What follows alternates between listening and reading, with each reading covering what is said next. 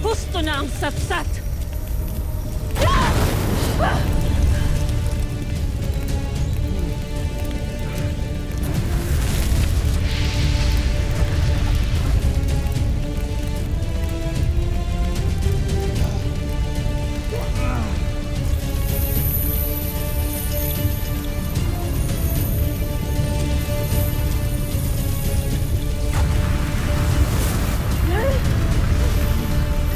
Damhin mo ang kapangyarihan at lakas ng aking Esperanto!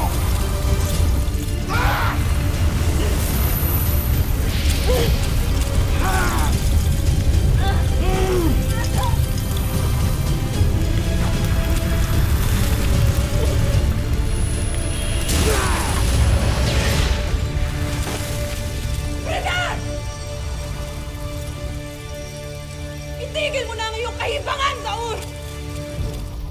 Hindi ko nais kalabanin ang karamihan sa inyo sapagkat wala kayong halaga sa akin. Tanging ikaw lamang, Pirena, ang nais kong makausap.